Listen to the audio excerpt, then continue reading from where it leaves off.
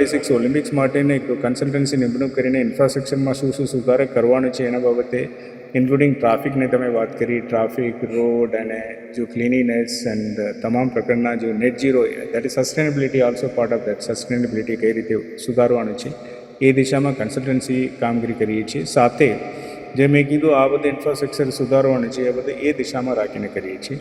And સાથે એક sports culture, સિટીમાં સ્પોર્ટ્સ કલ્ચર ઊભું થાય એના માટેનું સ્પોર્ટ્સ કોમ્પ્લેક્સ એટલે close to indoor sports complex and open sports and athletic stadiums અને ત્યાર પછી જે અવોર્ડ લોકોને પ્રોત્સાહન આપવા માટે ચેમ્પિયનશિપ્સ રમાડવા માટેનું ફેસિલિટીઝ અને અમારા પોતાનું જે જીમ્સ એન્ડ સ્વિમિંગ પૂલ છે એના પણ કરવા માટે અને એક સાયન્ટિફિક સ્પોર્ટ્સ સેન્ટર ખાસ કરીને જે ફિઝિયોથેરાપી માટે કોઈ પણ રમતા હોય એમને નાનો મોટો ઇસ્યુ હોય એને એડ્રેસ કરવા માટેનું એક મોટું ફિઝિયોથેરાપી સેન્ટર બનાવવા માટે પણ આવ્યું છે. ખાસ કરીને કદાચ આ વખતે પણ તમે જોયા છે કોલ પ્લેમાં જે લોકો બહારથી આવ્યા હતા અમારા ઇન્ફ્રાસ્ટ્રક્ચર જોઈને વાવ ઇન ધ સેન્સ વખાણ તો કર્યા હતા લિટરલી. બટ આને હજુ કમ્પેરેબલ સ્કેલમાં લઈ જવાનું હોય એની અંદર અમે જો પ્રિસિન્ક્ટ હોય કમર્શિયલ સ્ટ્રીટ ઇન્ટગ્રેટેડ કમર્શિયલ સ્ટ્રીટ બનાવવાનું હોય ત્યાર પછી આની અંદરનું જે સગવડો હોવું જોઈએ ખાસ કરીને જે ગ્રીન ટેકનોલોજી બેઝ રોડ બનાવવાનો હોય, ત્યાં રેઇનફોલને કેચ કરવા માટે પ્રોવિઝન હોય, પ્લાન્ટેશનની જોગવાઈ હોય, ત્યારે પેરેલલ પાર્કિંગની જોગવાઈ હોય,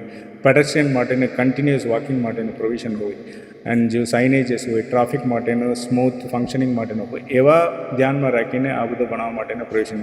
એની અંદર જે મોડલ રોડ 2નું કોન્સેપ્ટ પણ મૂકવામાં આવ્યું છે, જે લોકોને સજેશન આવેલા છે એ બધું ધ્યાનમાં લેવામાં આવેલા છે. Second thing iconic road phase 2નું પણ પ્રોવિઝન રાખવામાં આવ્યું છે. પ્રિસિન્ક ડેવલપમેન્ટ કરેલા છે. Then commercial street integrated street બનાવવા માટે પણ આયોજન છે. એ 4 કેટેગરીમાં અને સાથે વોઇટ ટાપિંગ રોડ આ દિશામાં લેવા માટેનું મેક્સિમમ એમ્ફોસિસ કરવામાં આવ્યું છે.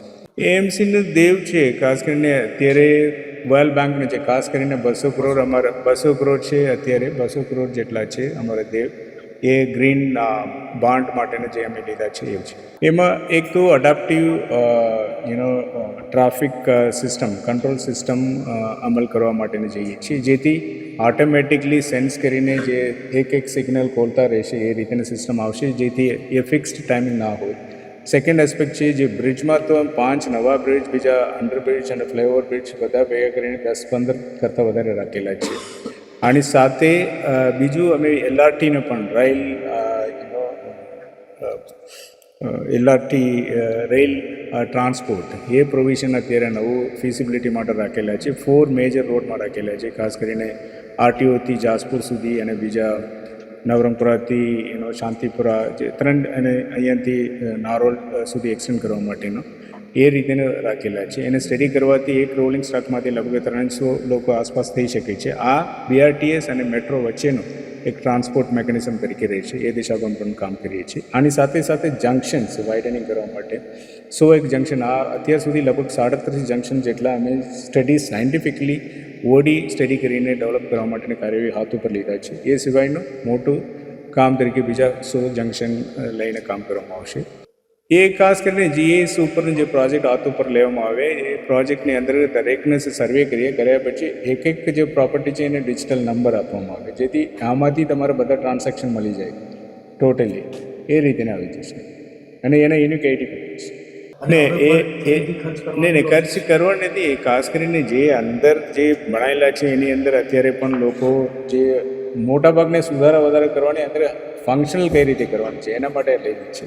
ખાસ કરીને એ 10 વર્ષ પહેલે કર્યું છે, તમારી વાત સાચી છે, બટ જે અંદરનો ભાગ જે ગાર્ડન ફાઉન્ટેન વગેરે બનાવેલા છે એની અંદર એન્ટી સોશિયલ એક્ટિવિટી એવા જે કામગીરી થતો હોય અને લોકો ત્યાં આવીને બેસી ગયા હોય એને કઈ રીતે સુધારીને પબ્લિક યુઝમાં મૂકી શકે અને બીજા જે વેન્ડિંગ અનઓથોરાઇઝ વેન્ડિંગ વધારે થાય છે કઈ રીતે રેગ્યુલેટ કરવાની છે એ દિશામાં આ પ્રોજેક્ટ મૂકવામાં છે. આવકનો 2 વસ્તુ છે. એક તો રેવન્યુ આવક પણ વધેલા છે. રેવન્યુ આવકમાં ખાસ કરીને અમે ઘણા બધા તે કમ્પ્યુટરાઇઝ ડિજિટલાઇઝ કરેલા છે. સાથે સાથે કલેક્શન એફિશિયન્સી પણ વધારે છે. ખાસ કરીને સપોઝ ટેક્સ એફિશિયન્સી પહેલે 65% કરતું અત્યારે વધારીને લગભગ 82% આસપાસ કરેલા છે. સિમિલરલી જે અમારા નોન ટેક્સ રેવન્યુ છે એની અંદર જે એફએસઆઈ ઇન્કમ છે અને સાથે સાથે જમીન વેચવાથી જે ઇન્કમ આવે છે અને ત્રીજા અત્યારે રિવરફ્રન્ટ છે, રિવરફ્રન્ટમાંથી અમે પ્લાટો વેચવા માટે શરૂ કરેલા છે. એ પણ એક મોનેટાઇઝેશન છે, એમાં પણ મળે છે. ત્રીજા રાજ્ય સરકાર તરફથી જ્યારે ગ્રાન્ટ મળે છે, ખાસ કરીને બ્રિજેસ માટે હોય યા તો આઇકોનિક પ્રોજેક્ટ માટે હોય. ત્યાર પછી સ્વર્ણિમ જયંતિ મુખ્યમંત્રી યોજના અંતર્ગત પૈસા આવ્યા હોય એમાં પણ વધારે થયેલા છે.